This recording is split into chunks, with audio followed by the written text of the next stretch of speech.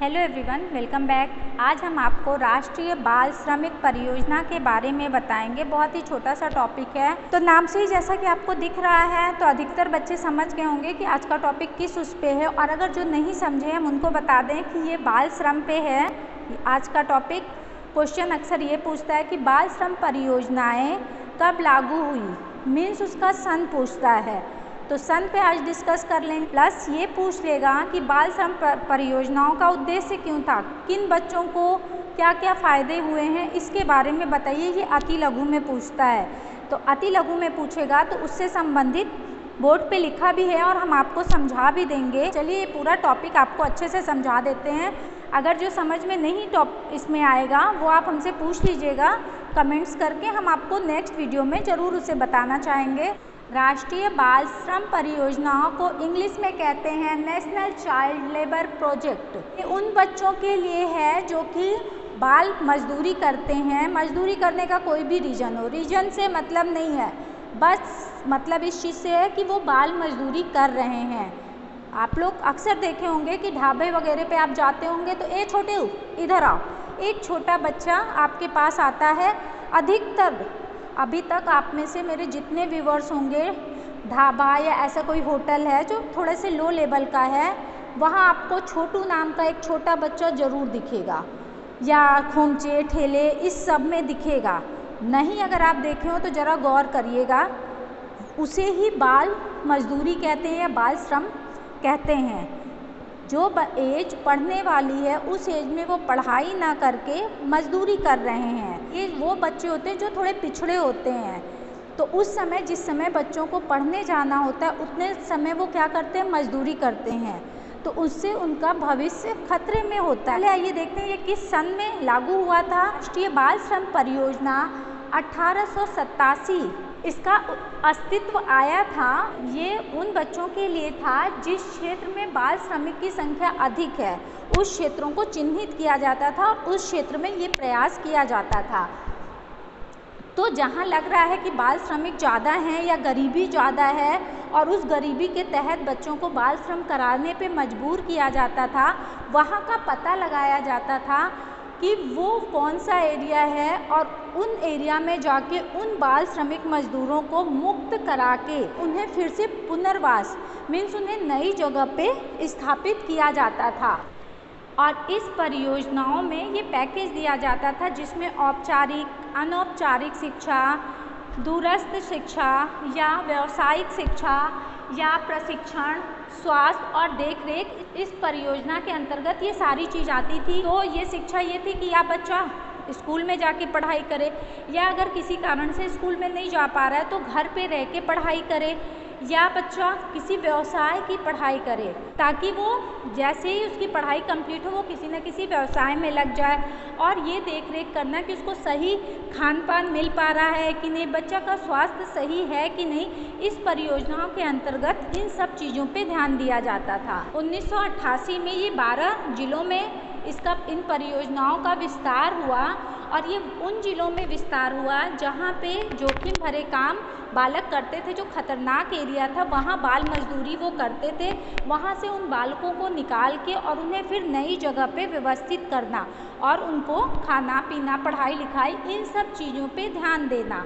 9वीं योजना में इसकी संख्या 100 हो गई थी और 10वीं योजना में भारत के 21 राज्यों में 250 जिलों में इसका विस्तार किया गया था। तो इसका विस्तार का उद्देश्य ही यही है कि जो भी बाल मजदूर हैं उन्हें बाल मजदूरी से निकाल के और उन्हें नया जीवन देना, को पूरे भारत में लागू करना, इसका मुख्य उद्देश्य ही यही है।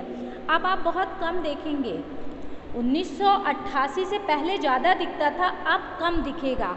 इसीलिए हम आपको कहें कि ढाबों पे या छोटे छोटे खोमचे में या चाट वगैरह में ही आपको ये छोटू नाम का छोटा बच्चा दिखेगा। बाकी बड़े बड़े रेस्टोरेंट में वो नहीं करते हैं क्योंकि ये कानून लागू हो गया है कि छोटे बच्चों से बाल मजदूरी कराना कानून के विरुद्ध है। इसलिए लोग डरते हैं और मजदूरी नहीं कराते हैं। इसका उद्देश्य क्या है, इस पर आइए प्रकाश डाल लेते हैं। बच्चों को श्रम मुक्त कराना मीन्स जो बच्चा बाल मजदूरी में लगा है उसे वहाँ से मुक्त कराना। नेक्स्ट है बाल श्रमिकों का पुनर्वास। उन्हें फिर से नई जगह पे व्यवस्थित करना, उनकी पढ़ाई लिखाई, खाने पीने, इन सब की व्यवस्था देखना है। बाल श्रमिकों को श्रम मुक्त कराकर शिक्षा के हेतु प्रोत्साहित करना। बाल मजदूरों को जहाँ भी वो मजदूरी कर रहे हैं वहाँ से उन्हें निकाल के शिक्षा के प्रति, उनके उज्जवल भविष्य को बताते हुए शिक्षा के प्रति उन्हें ज़्यादा से ज़्यादा प्रोत्साहित करना। नेक्स्ट पॉइंट है बाल श्रम के प्रति लोगों को चेतना जागृत करना। जैसे कि जो चेतना ये है आपका, बाल मजदूरी एक बुराई है। यहाँ जो हम ये लिखे हैं इस कॉलम को लोगों को बताएं, इससे लोगों के प्रति जागरूकता आएगी, क्योंकि वो बाल श्रम को एक बुराई के रूप में देखेंगे। तो लोगों को जागरूक करें इसके प्रति। नेक्स्ट है बाल श्रमिक बच्चों को मुक्त कराकर उनको शिक्षा व रोजगार की व्यवस्था करना। जो भी बच्चे बाल श्रमिक हैं वहाँ से मुक्त करा के उन्हें किसी नए रोजगार से जोड़ना, प्लस शिक्षा के प्रति उनके रुझान को बढ़ाना, ये सारे उद्देश्य थे। इन उद्देश्यों को ध्यान में रखते हुए इस योजना को लागू किया गया था।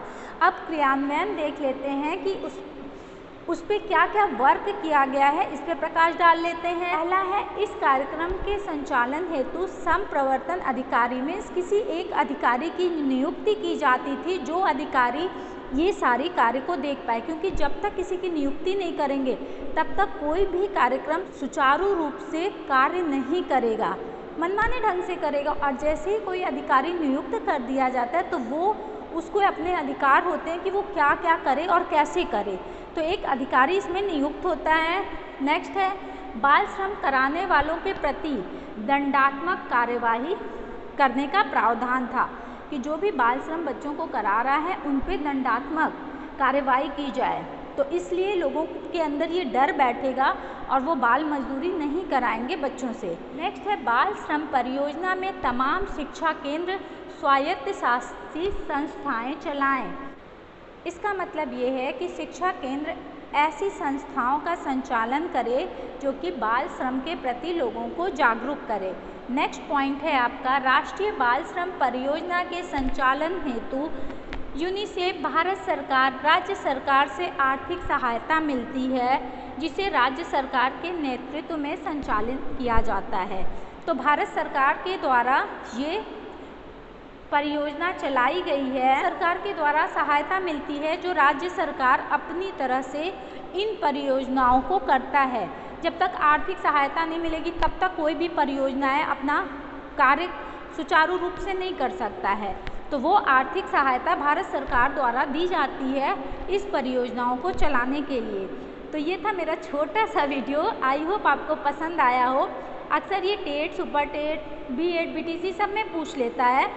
सेमेस्टर यहाँ हम इसलिए नहीं बता रहे हैं क्योंकि सेमेस्टर का कोई, ये सब छोटे छोटे टॉपिक्स सेमेस्टर वाइज डिवाइड नहीं किया जाता है। लेकिन अगर देखें सिलेबस के अकॉर्डिंग तो ये बीटीसी सेकेंड सेमेस्टर का सिलेबस है। लेकिन ऐसा नहीं है ना कि बीटीसी सेकेंड सेमेस्टर का सिलेबस है तो केवल सेकेंड सेमेस्टर में ही आता है। कभी कभी वो थर्ड सेमेस्टर में पूछ लेता है, कभी फर्स्ट में ही पूछ लेता है। और टेट, सुपर टेट में ऐसे शॉर्ट से क्वेश्चन ज़रूर पूछते हैं। तो आई होप ये वीडियो आपको पसंद आई होगी। अगर ये वीडियो पसंद आई है तो प्लीज़ इस वीडियो को लाइक, चैनल को सब्सक्राइब, इस वीडियो को ज़्यादा से ज़्यादा शेयर कीजिएगा। तो चलिए अब अपनी नेक्स्ट वीडियो में मिलते हैं, तब तक के लिए गुड बाय।